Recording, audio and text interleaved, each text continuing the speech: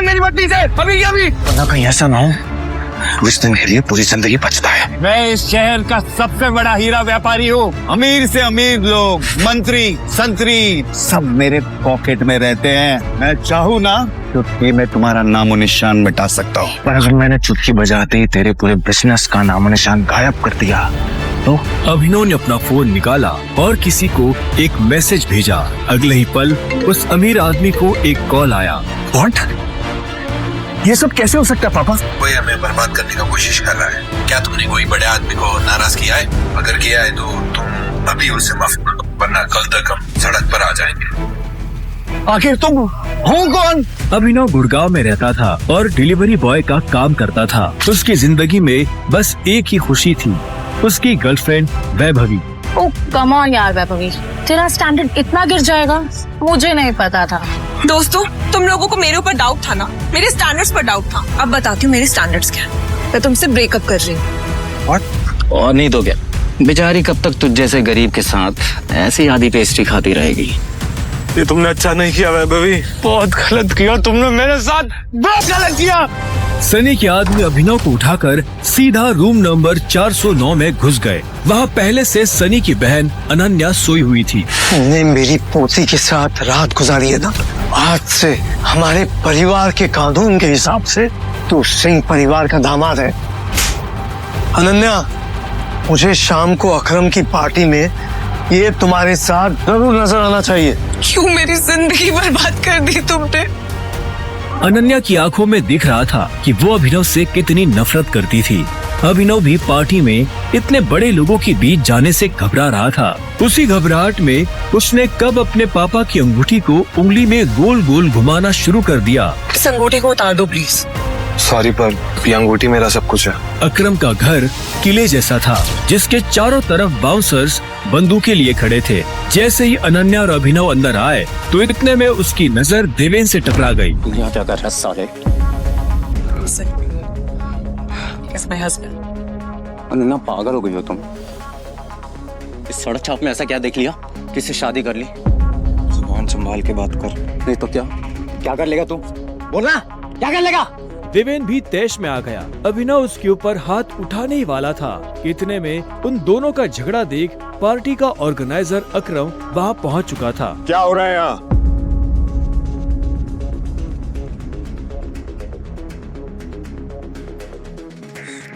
अकरम sir, देखिए ना इस आदमी को, ये क्रिमिनल है, जबरदस्ती आपकी पार्टी में घुसाया। इधर आओ।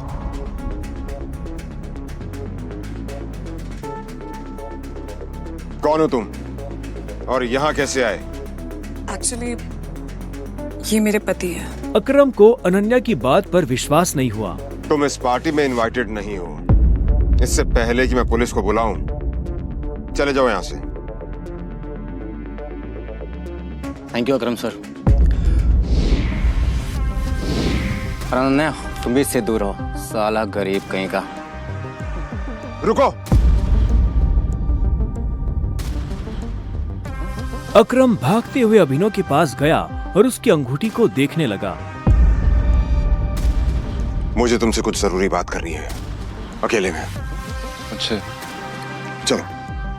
अकरम ने कहा और अभिनव का हाथ पकड़कर उससे अपने साथ अंदर ले जाने लगा। अनन्या, देवेन, सनी और पार्टी में मौजूद बाकी लोग ये देख हैरान हो गए थे। कुछ देर बाद जब वो अकरम के कमरे में पहुंच गए तो अकरम ने दरवाजा बंद किया और अभिनव के पास आकर बोला, मैं तुम्हारी ये अंगूठी देखना चाहता हूँ। क्यों? डरो मत, मैं इसे मांगने वाला नहीं हूँ, बस मुझे इसमें कुछ देखना है, प्लीज।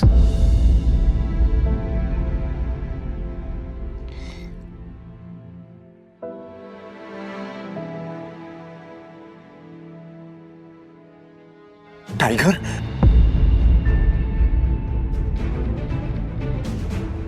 टाइगर? अभिनव ने अकरम के मुंह से ये शब्द सुना तो वो हैरान हो गया। उसे अचानक से अपने पिता के वो आखिरी शब्द याद आ गए जो उन्होंने अभिनव से विदा लेते हुए कह दिए थे। लेकिन अभिनव हैरान था, उससे समझ नहीं आ रहा था कि अकरम ये सब कैसे जानता था। आखिरकार मैंने तुम्हें ढूंढ ही लिया टाइगर। टाइगर? हाँ, पिछले 18 सालों से मैं तुम्हें ढूंढने की कोशिश कर रहा हूं। तुम हमारे टाइगर हो, हमारी हजारों करोड़ों की एम्पायर के वारिस, जिसे हम 3 दोस्तों ने मिलकर शुरू किया था। मैं, तुम्हारे पापा संजय गढ़वाल और राणा अग्निहोत्री। वो देखो। इतना कहते ही अकरम ने दीवार पर टंगी एक तस्वीर की तरफ इशारा कर दिया, जिसमें संजय, अकरम और राणा तीनों मौजूद थे। राणा को देख अभिनव को झटका लगा। उसकी आंखों के सामने वो सपना फिर से हरा हो गया, जो वो हर सुबह देखकर उठता था। उस रात अभिनव के पिता को जिस आदमी ने गोली मारी थी वो राणा था। अभिनव की जिंदगी रातों रात पलट चुकी थी। उसके साथ जो हुआ उस पर उसे अभी तक यकीन नहीं हो रहा था। उसके हाथ में अपने पिता की तस्वीर थी, लेकिन उस तस्वीर में वो गुस्से से भरी निगाहों से राणा को देख रहा था। अगर उसका बस चलता तो वो अभी की अभी अपने पिता की मौत का बदला ले लेता। मैं तुमसे पूछना ही भूल गया, इतने सालों तक तुम थे कहां? कहां थे तुम? पापा के जाने के बाद मैं एक अनाथ आश्रम में पला बढ़ा। कई सालों के बाद वहां से निकला, काम करने लगा ताकि पढ़ाई के लिए पैसे जोड़ सकूं। लेकिन इस दौरान आप लोगों ने मुझे ढूंढा क्यों नहीं? टाइगर, ऐसा नहीं है कि मैंने तुम्हें ढूंढने की कोशिश नहीं की। जैसे कि मैंने तुम्हें बताया कि तुम्हारे पापा के जाने के बाद माफिया वर्ल्ड में अफरा तफरी मच गई थी। हम उसे भी संभाल रहे थे और तुम्हें भी ढूंढने की कोशिश कर रहे थे, लेकिन वक्त के साथ साथ तुम्हारा चेहरा भी बदल रहा था, इसलिए तुम्हें ढूंढने में बहुत मुश्किल हो रही थी। फिलहाल अब तुम मिल गए हो। अब तुम्हें देखकर मोंटी और बाकी सब लोग बहुत खुश होंगे। मोंटी का नाम सुनते ही अभिनव को गुस्सा आ गया था। मोंटी एक गद्दार का बेटा था। अभिनव ना तो उस गद्दार के बेटे से मिलना चाहता था और ना ही बात करना चाहता था। लेकिन पापा ने तो मुझे कभी इस माफिया ग्रुप के बारे में कुछ बताया ही नहीं। वो चाहते तो मुझे बता भी सकते थे। तब तुम बहुत छोटे थे, शायद इसीलिए संजय ने तुम्हें इन सब चीजों से दूर रखा। लेकिन मेरा यकीन मानो, मैंने तुम्हें ढूंढने की बहुत कोशिश की। अब तुम मिल गए हो तो मुरझाया हुआ द माफिया किंग फिर से जिंदा हो जाएगा। चीयर्स। अभिनव के मन में कई सारे सवाल उठ रहे थे। उसे समझ नहीं आ रहा था कि राणा का राज अकरम और बाकी लोगों को पता क्यों नहीं चला, और क्यों एक गद्दार का बेटा अभिनव की गद्दी पर बैठा हुआ था। इससे पहले कि अभिनव अपने आप को कोई जवाब दे पाता, अकरम उसके पास आया और उसने अभिनव को 50 करोड़ रुपए का एक चेक थमा दिया। ये लो, इसे रख लो। जब तक तुम टाइगर की पोजीशन नहीं पा लेते, तब तक तुम्हें इसकी जरूरत पड़ेगी। अभिनव ने अकरम के हाथ से चेक लिया और उसे देखने लगा। उसकी जिंदगी पलट तो गई थी, लेकिन अभी भी ऐसे कई सवाल थे जिनके जवाब उसे नहीं मिले थे। एक बात और, तुम्हारी असली पहचान के बारे में फिलहाल किसी को कुछ पता नहीं लगना चाहिए। इसलिए अभी तक जैसे जीते आए थे वैसे ही जीते रहना, समझे? अभिनव ने हाँ में सिर हिलाया और दोनों कमरे से बाहर आ गए। इधर अनन्या चिंता भरी निगाहों से उस कमरे के दरवाजे को देख रही थी जिसमें अभिनव और अकरम थे। वो ये जानने के लिए बेताब थी कि उन दोनों के बीच अंदर क्या बात हो रही थी और अभिनव को आने में इतनी देर क्यों लग रही थी। लगता है आज अभिनव अपनी दवा चखेगा। ऐसे कितने दुख की बात है ना, शादी के बाद बेचारा ऐश करने से पहले ही मर जाएगा। ये सुन अनन्या को झटका लगा। वो जानती थी कि अकरम के लिए किसी को मारना कोई बड़ी बात नहीं थी। अकरम सर जैसे गटर के चूहों को बर्दाश्त नहीं करते हैं, साफ कर देते हैं। देखना ये भी नहीं बचेगा। इसे कहते हैं शादी करके मर गया, वो बात सच हो जाएगी ये। अनन्या को ये सुनकर बुरा लगा। कोई इंसान किसी दूसरे इंसान की मौत पर खुश कैसे हो सकता था? प्लीज एटलीस्ट उसके बारे में इस तरह से बात तो मत करो। तो कैसी बातें करें? जिसके जैसे लक्षण होते हैं ना, उसके बारे में वैसी ही बातें होंगी। देवेन सही कह रही है वो, बिल्कुल ठीक कह रही हो। हमें उसके बारे में ऐसे बात नहीं करनी चाहिए। वैसे भी मेरे दादाजी ने कहा था कि मरे हुए लोगों के बारे में ना गलत बात नहीं करनी चाहिए।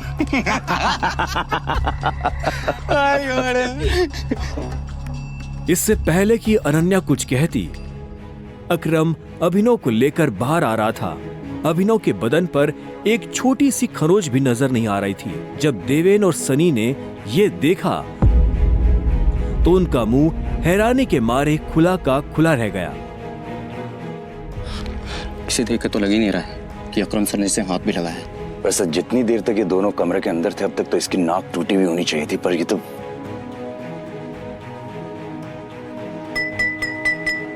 लेडीज एंड जेंटलमैन, मैं आप सबको किसी से मिलवाना चाहता हूं।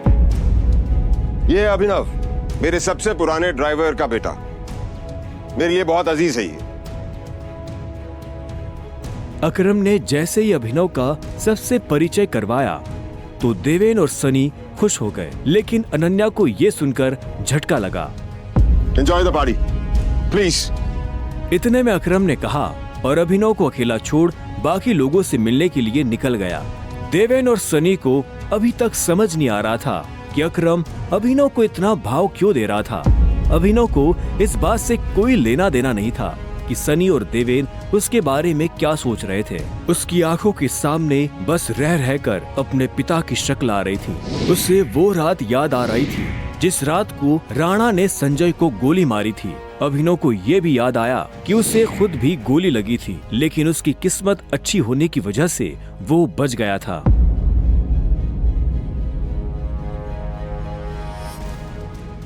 मुझे नहीं लगा था कि तुम अपने पैरों पर बाहर भी आ पाओगे। अच्छा, तुम्हें मेरी इतनी चिंता हो रही थी? ओ प्लीज, मुझे चिंता नहीं हो रही थी, बस तुम्हें तो अपनी चिंता होनी चाहिए ना। अगर जिंदा रहना चाहते हो तो थोड़ा बच कर रहो। अकरम सर ने तेरे से अंदर क्या बात की बता। उन्होंने मुझसे कहा कि अगर देवेन जैसा कहता तुझसे सवाल पूछे तो उसे जवाब मत देना। देवेन ने उसे गाली दी, लेकिन अभिनव पर उसका कोई असर नहीं हुआ। उसके दिमाग में इस वक्त पहले से ही कई जरूरी चीजें घूम रही थी। इसके बाद पूरी पार्टी के दौरान अनन्या ने अभिनव से कोई बात नहीं की। मेरा घर यहाँ से पास में है, वहीं ले लो। तुमने सोच भी कैसे लिया कि मैं तुम्हारे साथ तुम्हारे घर आ रही हूँ? तुम्हारी हालत ऐसी है तो पता नहीं तुम्हारी घर की हालत कैसी होगी। तुम मेरी पत्नी हो, मेरे साथ नहीं रहोगी तो किसके साथ रहोगी? सुनो, अपनी ये 2 कौड़ी का लॉजिक ना अपनी जेब में रखो। पहले तुम मुझे ये बताओ, तुम मेरे बिस्तर में कैसे आए? ये सवाल तो मैं भी तुमसे पूछना चाहता हूँ। अच्छी बात है, लेकिन मैं तुम्हारे साथ तुम्हारे घर रहने नहीं आ रही हूँ, मैं अपने घर जा रही हूँ, ठीक है? और अगर इन फ्यूचर मजबूरी भी रहे ना तो मैं तुम्हारे साथ तुम्हारे घर में नहीं रहूंगी, तुम मेरे घर रहने आओगे एक नौकर की तरह, समझे? अभिनव ने पहले उसे देखा और फिर अपनी उंगली में पहनी हुई उस अंगूठी को देखने लगा। अगर आज वो अंगूठी नहीं होती तो पता नहीं उसका क्या होता।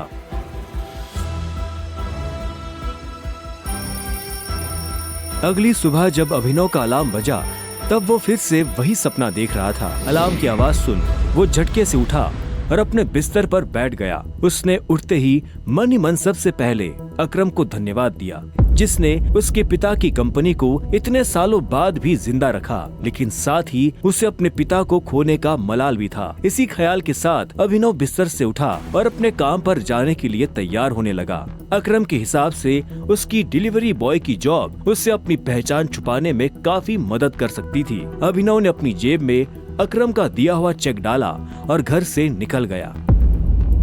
1 घंटे बाद जब वो अपनी बाइक से ऑफिस आया और कॉरिडोर में चलने लगा तो उसे पीछे से आवाज आई, ए डिलीवरी बॉय। यह आवाज उसके साथ काम करने वाले हरीश की थी। उसे ऑफिस में अपना काम करने की नहीं, अभिनव को चिढ़ाने की तनख्वाह मिलती थी। क्या हुआ, कुछ काम है? मुझे देर हो रही है। हाँ, अबे तुझे किसी मीटिंग में जाना है, बॉस तुझे बुला रहा है। और भाई कल तू कहाँ चला गया था बिना बताए? अपने बाप की बारात में गया था क्या?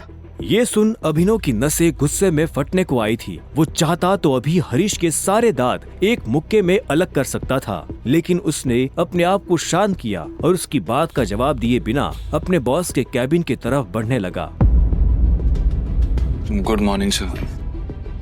ऐसा क्या है गुड इस मॉर्निंग में? अभिनव के पास इस सवाल का कोई जवाब नहीं था। ऐसे में उसके बॉस ने आगे कहा, कल तुम बिना बताए चले कैसे गए? अभिनव के पास इस बात का भी कोई जवाब नहीं था। वो चाहता तो अपने बॉस को कोई बहाना बनाकर टाल सकता था, लेकिन अभिनव झूठ नहीं बोलना चाहता था। कल कितनी सारी डिलीवरी थी, तुम्हारी वजह से हमारा कितना नुकसान हुआ तुम्हें पता है? पर सर मुझे महीने में कैजुअल लीव तो मिलती है, तो शट अप! काम तो तुमसे होता नहीं है, बस बहस करने चले आते हो। ये कंपनी तुम्हारे बाप की है। ये सुनते ही अभिनव का पारा गर्म हो गया था। उसने गुस्से में अपनी मुट्ठी भींच ली और घूरते हुए अपने बॉस को देखने लगा। घूर क्या रहा है? अपना सामान बांध और निकल यहाँ से। You are fire!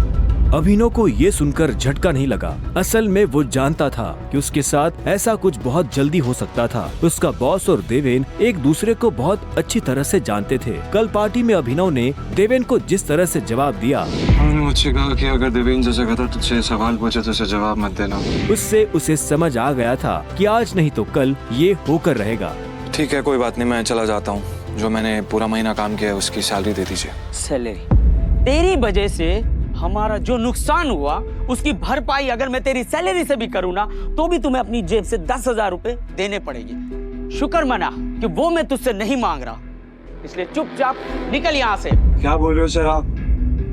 क्या मेरे एक दिन आने का 25,000 का नुकसान हो गया? मैं तब तक यहाँ से नहीं जाऊंगा जब तक मुझे मेरी सैलरी नहीं मिल जाएगी। सैलरी दीजिए। सैलरी? रुक, अभी देता हूँ तुझे तेरी सैलरी। उसके बॉस ने कहा और टेबल पर रखी घंटी बजा दी।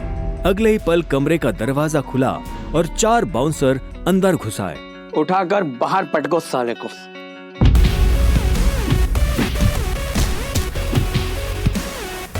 बॉस के मुंह से ये सुनते ही वो चारों अभिनव पर धावा बोलने के लिए टूट पड़े, लेकिन इससे पहले उनमें से कोई अभिनव पर हमला कर पाता, अभिनव ने उन्हें पटकनी दे दी थी। उसने किसी का हाथ तोड़ा तो किसी का पाँव, किसी के पेट में मुक्का मारा तो किसी के पेट पर लात। देखते ही देखते बॉस के सारे आदमी ढेर हो गए थे। बॉस ये देख भौचक्का रह गया था। अभिनव अब सीधा बॉस के पास आया और उसकी गर्दन पकड़कर बोला, बॉस ने घबराहट में अपने ड्रॉर से कैश निकाला और कांपते हाथों से अभिनव को थमा दिया। अभिनव ने कैश देखा और बॉस की गर्दन छोड़ वहाँ से बाहर निकलने लगा। इससे पहले कि वो बाहर आता, उसने बॉस की आंखों में देखा और बोला, और एक बात याद रखना, अगर आज के बाद किसी के बाप पे गया ना तो गर्दन तेरी होगी, पंजा मेरा। ये सुन बॉस के होश उड़ गए थे। उसे पता था कि अभिनव एक गुस्सैल आदमी है, लेकिन उसने कभी उसका गुस्सा देखा नहीं था। इधर अभिनव भी जब ऑफिस से बाहर आया तो उसे एक अनजान नंबर से फोन आया। अभिनव ने फोन उठाया। हेलो, कौन? टाइगर, अकरम। हाँ कहिए। मुझे तुम्हें किसी से मिलवाना है, वो भी हमारे माफिया वर्ल्ड का एक बहुत बड़ा नाम है, और साथ ही साथ तुम्हारे पापा और मेरा जिगरी यार भी, बलराज। मैं चाहता हूं कि बलराज को पता चल जाए कि हमारा टाइगर वापस लौट आया है, इसलिए शाम को साथ में डिनर करेंगे होटल सफायर में। एड्रेस तुम्हें भेज रहा हूं, ठीक है? सिया। क्या आपको सच में लगता है मुझे बलराज जी से मिलना चाहिए? वो अभी तक बलराज के नाम से कांप रहा था। अकरम भी उसकी घबराहट समझ गया था। बलराज जी, सिर्फ बलराज कहो। तुम टाइगर हो यार, और जंगल में सारे जानवर टाइगर के नाम के आगे जी लगाते हैं, लेकिन टाइगर कभी किसी जानवर के नाम के आगे जी नहीं लगाता। चलो शाम को मिलते हैं, बाय। अकरम के मुंह से ये बात सुनते ही अभिनव का कॉन्फिडेंस बढ़ गया था। वो अब उस टाइगर जैसा महसूस कर रहा था जो जू से निकलकर जंगल में आ गया हो। अभिनव अपने पुराने ऑफिस से निकलने के बाद अपने घर आ गया था। वो इतने आराम से अपने बिस्तर पर आखिरी बार कब लेटा था उसे याद ही नहीं था। वो बड़ी एक्साइटमेंट के साथ कमरे के दरवाजे की तरफ देख रहा था। Pizza delivery.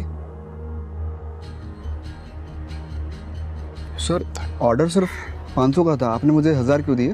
तुम डिलीवरी वाले बहुत मेहनत करते हो दोस्त, ये 500 रुपए तुम्हारी टिप। Thank you sir. इधर अभिनव उस पिज्जा बॉक्स को ध्यान से देख रहा था। उसे याद नहीं आ रहा था कि उसने आखिरी बार पिज्जा कब खाया था। वैभवी और अपने लिए घर लेने के चक्कर में उसने अपनी कितनी इच्छाओं को मारा था, इसका एहसास उसे आज हो रहा था, लेकिन अब वो रुकने वाला नहीं था। शाम को अभिनव होटल सैफायर जाने के लिए तैयार होने लगा था। उसने ग्रे कलर की शर्ट और ब्लैक कलर की पैंट पहनी थी। अभिनव के पास पहनने के लिए इससे अच्छा और कुछ नहीं था। जैसे ही उसने होटल को बाहर से देखा तो देखता ही रह गया। उसने आज तक इतने बड़े होटल को इतने पास से नहीं देखा था। रुको, अंदर का जा रहा है? अंदर ही जा रहा हूँ, क्या दिक्कत है? अंदर जाना है तुझे? तुझे क्या लगता है कि मैं तुझे अंदर जाने दूंगा? क्यों नहीं जा सकता मैं अंदर? अभिनव समझ गया था कि चीफ सिक्योरिटी ऑफिसर उसके कपड़े देखकर उसे जज कर रहा था। सुन, मैं तेरे जैसे लोगों को बहुत अच्छे से जानता हूँ, फालतू का तमाशा मत कर, निकल यहाँ से। कैसे जानता है तू मुझे? रिश्तेदार है मेरा, जब मैं अंदर जाने के लिए आया हूँ तो वापस क्यों जाऊंगा? ये होटल क्या तेरे बाप की है? बोलना। ये सुनते ही अभिनव का माथा गर्म हो गया, लेकिन उसने गुस्से में कुछ नहीं किया। वो शांत रहा ताकि लोगों का ध्यान उसकी तरफ ना जाए। अभिनव 2 कदम पीछे हटा और उसने फोन निकालकर अकरम को फोन मिला दिया। हाँ टाइगर, कहाँ पहुंचे? मैं ये होटल की एंट्री पे हूँ अकरम। हमारा टेबल नंबर क्या है? Table number? अरे मैं इस होटल का मालिक हूँ, मुझे टेबल बुक करने की जरूरत नहीं है। तुम अंदर जाओ, आराम से बैठो, बस मैं पहुंचने ही वाला हूँ। मैं अंदर नहीं जा पा रहा हूँ। यहाँ पे कोई ये सिक्योरिटी वाला खड़ा है, वो कह रहा है कि मेरे जैसे इंसानों को अंदर नहीं जाने देता है। वो नहीं, ये कथा। तुम एक काम करो, बस 10 मिनट में मैं पहुंचने वाला, तो वेट करो, ठीक है? और ये इस ऑफिसर की वजह से मैं तुमसे माफी मांगता हूँ। ठीक, नहीं कोई बात नहीं। क्यों, बहुत हीरो बन रहा था ना? मैंने कहा था मैं तुझे अंदर जाने नहीं दूंगा। अगर प्रधानमंत्री को भी कॉल करेगा ना तब भी नहीं, समझा? चल निकल यहाँ से। अरे वो देखो, तुम्हारा निठल्ला एक्स। आजा मजे लेते इसके।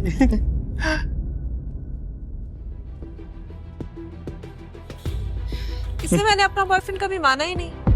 वैसे भी मैं अपने से छोटे लोगों से बात नहीं करती, मुंह नहीं लगती, उन्हें बॉयफ्रेंड क्या बनाऊं?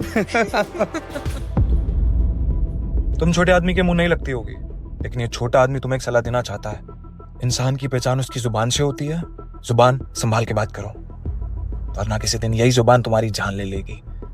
वाह, क्या बात कही है। ताली बजाओ। Very nice. तो फिर तुमसे तुम्हारे पैर क्यों नहीं संभाले गए?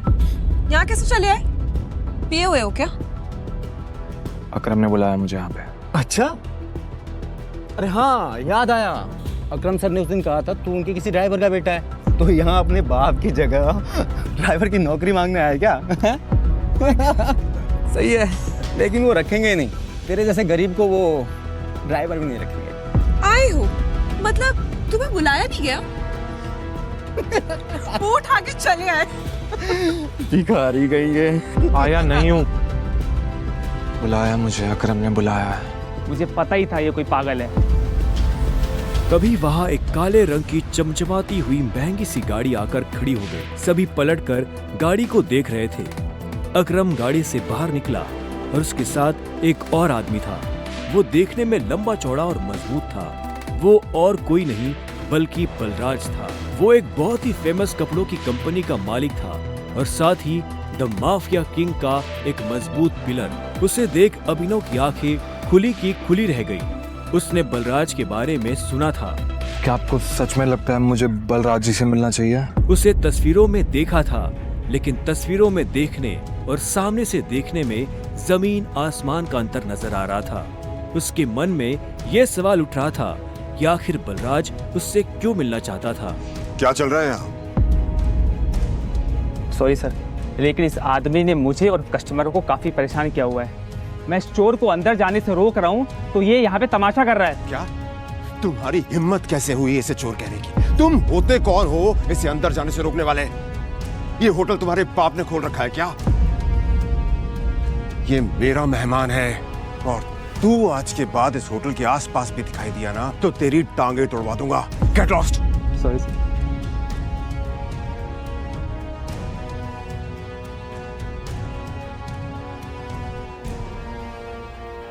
आई एम सॉरी टाइगर, इस बेवकूफ की वजह से। नहीं, असल में तो छोटा आदमी का दुश्मन बना हुआ है आजकल। आओ चलो।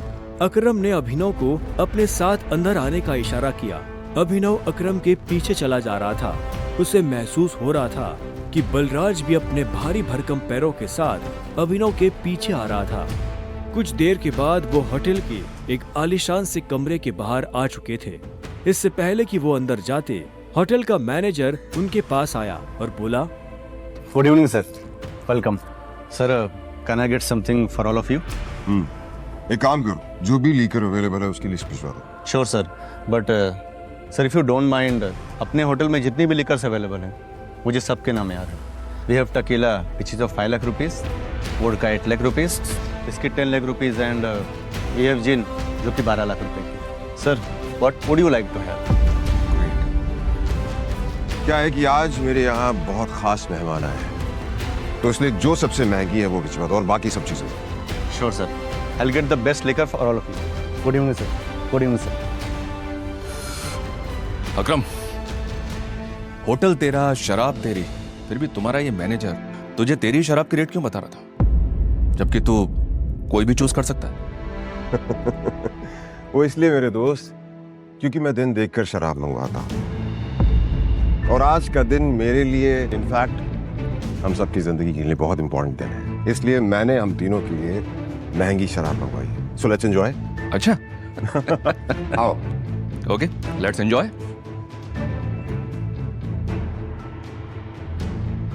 अब तुम्हें यहाँ अपनी पहचान छुपाने की जरूरत नहीं है, ये रूम प्राइवेट भी है और सबसे सेफ भी। बैठो। वो एक आलीशान कमरा था। वो तीनों बैठ गए। तब अभिनव बलराज को बहुत ध्यान से देख रहा था। बलराज, आज मैंने तुम्हें यहाँ एक बहुत इंपॉर्टेंट इन्फॉर्मेशन देने के लिए बुलाया है। हमें संजय का बेटा टाइगर मिल गया है, लेकिन फिलहाल वो अंडरकवर है, इसलिए उससे तुम्हें मैं बाहर नहीं मिलवा सकता था।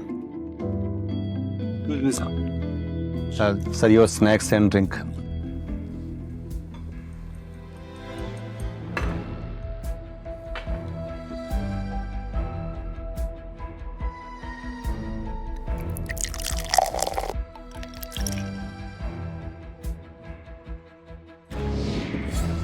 Sir Sure. Cheers. Cheers.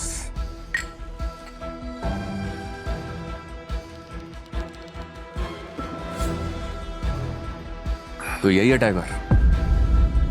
हाँ, ये है हमारा टाइगर, और मैं चाहता था ये हमारी टीम के बड़े और भारी मेंबर्स से मिल ले, और मिलने के बाद जिस तरफ हम बढ़ रहे हैं उस तरफ बढ़ने में ये हमें लीड करे।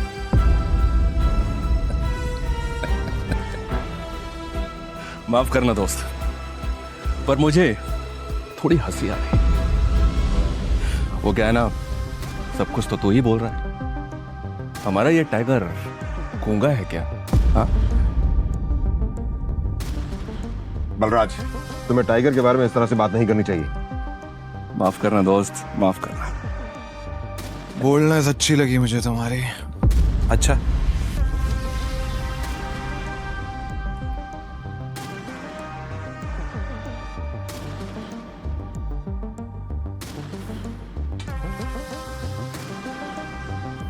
हो गए तुम बॉस, लेकिन ये मत भूलना तुम किसके सामने बैठे हो।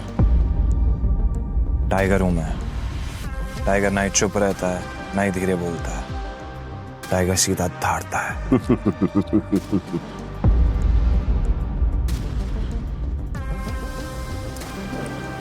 तो तुम टाइगर हो, ठीक है? तो टाइगर ये बताओ, इतने सालों से कहां थे तुम? अब ऐसा तो नहीं हो सकता ना कि इतने सालों के बाद तुम हमारे सर पे आके बैठ जाओ और हम मान लेंगे कि तुम टाइगर हो। मजाक तो नहीं हो रहा है यहाँ? क्यों अकरम, सही कहा ना? और जिस गति की तुम बात कर रहे हो ना, उसको लिया नहीं चाहता, कमाया चाहता है। आई बात समझ में? अच्छे से जानता हूँ, छीनना मेरे खून में भी नहीं है। मैं इतने सालों से कहाँ गायब था, क्या कर रहा था, ये सब समझाने का तो हमारे पास टाइम नहीं है शायद। और रही बात कि मैं टाइगर हूं या नहीं हूं, ठीक है, तुम तरीका बताओ, साबित कर दूंगा। शाबाश, ये हुई ना बात। अकरम ने मुस्कुराते हुए अभिनव को देखा।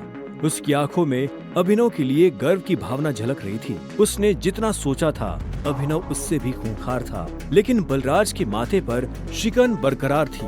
उसकी आंखों से पता चल रहा था कि वो इतनी जल्दी अभिनव को टाइगर नहीं मानने वाला था। वैसे भी पूरे ग्रुप में अगर बलराज किसी चीज के लिए जाना जाता था तो वो थी उसकी जिद। वो इस बात को नहीं पचा सकता था कि कल को एक बच्चा उसके सर पर बैठकर राज करे। सिर्फ अकरम की शाबाशी से काम नहीं चलेगा प्यारे, पर मैंने अभी एक्सेप्ट नहीं किया है कि तुम टाइगर हो। तुमने कहा कि तुम साबित कर सकते हो कि तुम टाइगर हो, तो ठीक है, मैं तुम्हें चैलेंज देना चाहता हूं। ये क्या कह रहे हो तुम? Relax Akram, relax. Let's fight, लड़ते हैं। अगर तुम जीते तो हम मान लेंगे कि तुम टाइगर हो, लेकिन अगर तुम हारे तो हमसे कुछ पैसे लेना और गुड़गांव से कहीं बहुत दूर जाकर सेटल हो जाना।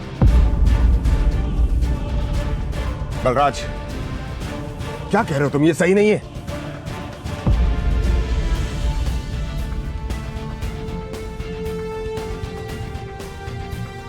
Let's fight. कब करनी है लड़ाई? नहीं टाइगर, होल्ड। देखो, तुम्हें किसी को भी कुछ भी साबित करने की जरूरत नहीं है। That's it. अगर मैं जो भी कर रहा हूँ अपनी मर्जी से कर रहा हूँ। आज जो बलराज मेरे मुंह पे बोल रहा है, मैं नहीं चाहता कल को कोई ऐरा गहरा मेरी पीठ पीछे बोला है। अकरम ने अभिनव की आंखों में संजय जैसे तेवर देखे तो उसने एक गहरी सांस ली और सब ऊपर वाले के भरोसे छोड़ दिया।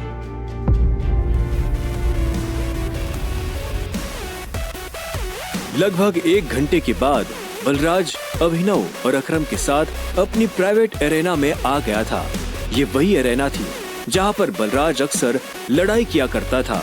उस बड़ी सी एरेना में उन तीनों के अलावा और कोई नहीं था। एक बार फिर सोच, मैं आज तक इस रिंग में हारा नहीं हूं। तुम इस रिंग में आज तक इसलिए नहीं हारे हो बलराज, क्योंकि तुम्हारा सामना आज से पहले संजय के बेटे टाइगर से नहीं हुआ था। तो अकरम मियां, किस पर दांव लगाओगे?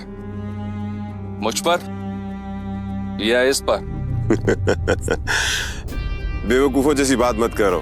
भला टाइगर के होते हुए किसी और पर दांव लगाया जा सकता है क्या? सोच लो, बहुत बुरी तरह पछताओ। दुनिया हंसेगी तुम पर। मुंह दिखाने लायक नहीं रहोगे। चलो फाइट शुरू करते हैं। अभिनव ने बलराज को ऊपर से नीचे तक देखा। वो देखने में भारी था और अभिनव उसके इसी भारीपन पर वार करने वाला था। दोनों के बीच लड़ाई शुरू हुई। उसने जैसे ही अभिनव पर पहला मुक्का मारा तो अभिनव एक बार को सन रह गया। और एक बात हमेशा याद, अपनी आखिरी सांस तक लड़ना है। समझ गया ना टाइगर? ये किसको लेकर आ गए? ये हम पे राज करेगा? हाँ, मैंने कहा था ना कि कोई भी हमारे सर पे आकर बैठ जाएगा और बोलेगा कि मैं टाइगर हूं और हम मान लेंगे। बिल्कुल नहीं। Come on. उसका मुक्का अभिनव की नाक तोड़ता उससे पहले ही अभिनव को होश आ गया और उसने अपना सर नीचे झुका लिया। बलराज का मुक्का खाली गया और वो पलटकर अभिनव को देखने लगा। अभिनव गंभीर था। उसे याद आ रहा था कि बचपन से ही उसके पिता संजय ने उसे लड़ना सिखाया था। बलराज को इस बार गुस्सा आया। वो फिर से तेजी से अभिनव की तरफ बढ़ा और अभिनव ने झुक करके उसके पैर पर लात मार दी। बलराज अपने आप को संभाल नहीं पाया। अरे बलराज, सरेंडर कर दो। क्यों अपना रिकॉर्ड खराब कर रहे हो? मैं बाहर किसी से नहीं कहूंगा कि तुम टाइगर से हार गए। बलराज एक के बाद एक अभिनव पर मुक्के बरसाना शुरू कर दिए। अभिनव ने अपने आप को उसके मुक्कों से बचाया।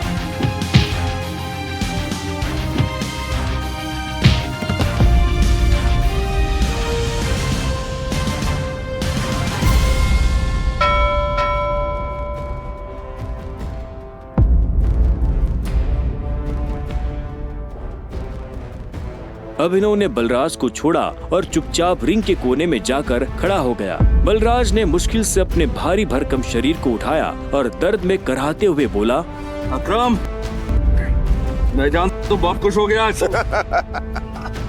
बलराज की कमर में मोच आई थी और उसने हंसते हुए अभिनव से कहा, कहाँ से सीखा ये सब?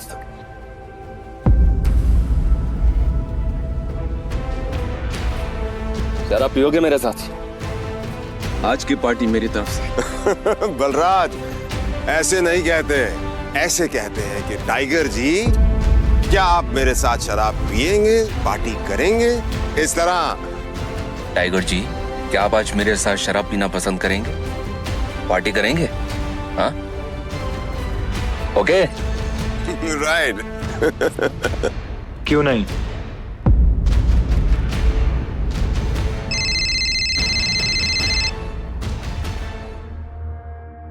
हाँ अनन्या। देखो, मेरे मम्मी पापा आ गए हैं। जो कुछ भी हुआ है उन्हें सब पता चल चुका है। वो तुमसे मिलना चाहते हैं तो तुम जहाँ भी हो अभी कभी घर आओ। क्या अभी? हाँ तो इतनी हैरान होने की जरूरत नहीं है। जो किया अब उसे भुगतो। वैसे अकरम बलराज, अभी तुम लोगों के साथ नहीं चल पाऊंगा। मुझे घर पहुंचना है, मेरे ससुराल, मेरे सास ससुराल में। ससुराल? तुम्हारी शादी कब हुई? लंबी कहानी है, कभी और बताऊंगा। सब ठीक तो है ना? हमें मोंटी को बुलाकर बता देना चाहिए कि नहीं बलराज, अभी फिलहाल इसकी असली पहचान किसी के बारे में पता नहीं चलना चाहिए, और किसी को पता नहीं चलना चाहिए कि टाइगर लौट आया है। ठीक है? मोंटी जो कर रहा है उसे करने दो। चलो मैं निकलता हूँ, और अकरम तुम्हें याद है ना मुझे वो नई नौकरी के लिए। डोंट वरी, तुम्हारा काम हो जाएगा।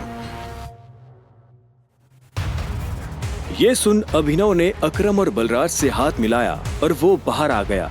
उसने अपने जाने के लिए एक कैब बुक कर ली थी। टाइगर, ये लो। ये वही शराब है जो हमने होटल में पी थी। अपने सास ससुर को जाकर पिला देना, उनकी 7 पुश्तों में किसी ने नहीं पी होगी। इस सब के लिए थैंक यू अकरम। तुम्हें भी वापस आकर हमारी उम्मीदें जिंदा करने की।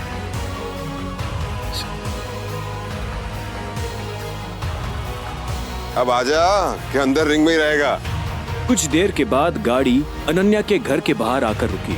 अभिनव नीचे उतरा और गहरी सांसें लेते हुए घर के अंदर पहुंच गया।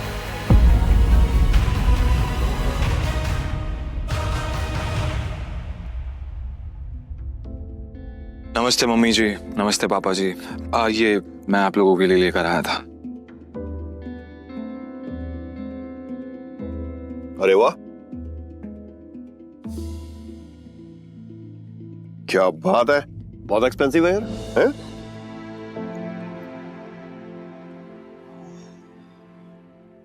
क्या खुशबू है, देख। क्या तुम भी? मुझे तो लगता है ये बॉटल्स कहीं से चोरी करके लाया होगा। तुम्हें लगता है इसके जैसा आदमी इतनी महंगी शराब अफोर्ड कर पाएगा? और तुम ये सब क्यों लाए हो यहाँ पे? हमारे बेटी के साथ जबरदस्ती करने के बाद हमें रिश्वत देना चाहते हो तुम? वो भी चोरी की हुई शराब? सॉरी, लेकिन ना ही मैंने किसी के साथ जबरदस्ती की और ना ही कोई चोरी की है। अच्छा, तो फिर मेरी बेटी के साथ तुम्हारा भूत आया हुआ था? तुम ये सब इसलिए कर रहे हो ना ताकि तुम मेरी बेटी की जायदाद हड़प कर सको? तुमने कहा तुम और कहा मेरी बेटी। अभिनव को ऐसा लगा जैसे उसके सीने में किसी ने छुरा घोंप दिया हो। कोई भी उसकी बात सुनने को राजी ही नहीं था। हाँ, ये बात ठीक है कि वो अनन्या के साथ उसने ये सब जानबूझकर नहीं किया था। उसे खुद नहीं पता था कि वो अनन्या के कमरे में कैसे पहुंच गया। अगर उसे पहले से ये सब पता होता तो वो कभी ऐसा नहीं करता। पर आखिर में अभिनव ने कोई सफाई नहीं दी। उसे पता था कि कोई फायदा नहीं होगा। गूंगे हो? मुंह में जुबान नहीं है तुम्हारे? शर्मिला, बैठ। अभिनव, बैठ जाओ। शर्मिला अभी भी गुस्से में उसे देख रही थी। अभिनव बैठा और राजीव ने आगे कहा, तो वहाँ जो कुछ भी हुआ है हमें उसके बारे में सब कुछ पता है, और अनन्या को भी ये मालूम नहीं है कि उसके साथ कैसे हुआ है। लेकिन मुझे ऐसा लगता है कि वहाँ पे कोई बहुत बड़ी गड़बड़ हुई है। चलो, अब जो कुछ भी है, तुम्हारे और अनन्या का रिश्ता तो बदल नहीं सकते। वैसे भी जो कुछ हुआ उसका उसे मलाल नहीं था। अगर वो अनन्या से नहीं मिलता तो वो अकरम से कभी नहीं मिल पाता। साथ ही वो बाहर की दुनिया में अनन्या का नाम भी खराब नहीं होने देना चाहता था। ऐसे में वो भी नहीं चाहता था कि ये शादी टूटे। तो अभिनव, तुम क्या करते हो? मैं एक डिलीवरी बॉय का काम करता था। और आज मुझे नौकरी से निकाल दिया गया। उसके ये शब्द किसी बॉम्ब की तरह उन दोनों पर गिरे। इससे पहले कि शर्मिला कुछ कहती, राजीव ने कहा, अभिनव, तुम्हें जल्द से जल्द नौकरी ढूंढनी पड़ेगी, और वो भी अच्छी वाली। तभी तुम मेरी बेटी के साथ लीगली शादी कर सकते हो। चलो, अब तुम जा सकते हो। अभिनव उठा और बाहर निकलने लगा। इतने में शर्मिला के गुस्से में और एक उबाल आया और वो अभिनव के पीठ पीछे बोली, देखा कितना ढीठ है ये। ओवर कॉन्फिडेंस तो देखो इसका। जेब में 10 रुपए नहीं है और चल ऐसे रहा है जैसे जंगल का टाइगर हो। राजू, तुम्हें लगता है इस जैसे ली कोई नौकरी पे रखेगा? रखेगा नहीं, रखेंगे। मेरे लिए काम की कमी नहीं है। सुना तुमने? राजीव भी अभिनव की बात सुन हैरान हो गया। इतने में अभिनव शर्मिला के पास आया और बोला, अगर मुझे एक अच्छी नौकरी मिल गई तो क्या आप मुझे ये साबित करने का मौका देंगी कि मैं अनन्या से शादी करने के लायक हूँ? सी, बड़ा कॉन्फिडेंस है। अरे भाड़ में जाए ऐसा कॉन्फिडेंस। और तो नौकरी का मतलब ये नहीं है कि कल के तुम किसी पार्किंग लॉट में जाके बैठो और लोगों की गाड़ियों की रसीद पढ़ो। मेरा मतलब है नौकरी जैसी नौकरी, असली नौकरी, सही वाली नौकरी। और अगर कल तक तुम्हें ऐसी नौकरी मिल जाती है ना, तो तुमने जो कुछ भी अभी कहा उसके बारे में एक बार सोच सकती हो। शर्मिला से ये सुनते ही अभिनव के चेहरे पर बड़ी सी मुस्कान आ गई। शर्मिला को नहीं पता था कि अभिनव कौन है और उसके पीछे किसका हाथ है। उसने मुस्कुराते हुए हाँ में सिर हिलाया और घर के अंदर जाने लगा। रात बहुत हो चुकी थी और उसे पता था इस वक्त वो अपने घर नहीं जा सकता था। उसने सोचा था कि वो अनन्या के कमरे में जाकर सो जाएगा। वैसे भी अब दोनों पति पत्नी थे। ऐसे में अभिनव जैसे तैसे उस बड़े से घर में अनन्या के कमरे के बाहर पहुंच चुका था। क्या है? रात बहुत हो गई, मैं अपने घर नहीं जा सकता, मुझे सोने के लिए जगह चाहिए। तो क्या, तुमने मुझे अपने मम्मी पापा से मिलने के लिए बुलाया था ना, तो तुम ही जगह दो सोने की। हेलो, तुम्हें क्या लगता है मैं फिर से तुम्हें अपने कमरे में आने दूंगी? तो मैं और कहाँ जाऊंगा? मुझे नहीं पता, जो करना करो, बट पैर हटाओ वरना मैं तोड़ दूंगी। अभिनव पहले तो नहीं डरा, पर जब दरवाजा उसके पैर को छूने ही वाला था कि उसने अपना पैर पीछे खींच लिया। अनन्या ने दरवाजा बंद किया और दूसरी तरफ से चिल्लाते हुए बोली, नौकरों की जगह ना मालिकों के कमरों में नहीं, घरों के स्टोर रूम्स में होती है। ये सुनते ही अभिनव को बुरा लगा, पर वो कर भी क्या सकता था। उसने बस बंद दरवाजे को देखा और हताशा से अपना सिर हिलाने लगा। अब आगे क्या होने वाला था, कहाँ सोने वाला था अभिनव, और क्या उसे इस घर में कभी इज्जत मिल पाएगी, और क्या होगा जब अनन्या के घर वालों को अभिनव की असली पहचान के बारे में पता चलेगा। आगे की कहानी जानने के लिए देखें अगला एपिसोड सिर्फ पॉकेट FM के YouTube चैनल पर, और द रिटर्न ऑफ टाइगर के सारे एपिसोड्स को सुनने के लिए डिस्क्रिप्शन में दी लिंक से डाउनलोड करें पॉकेट FM ऐप।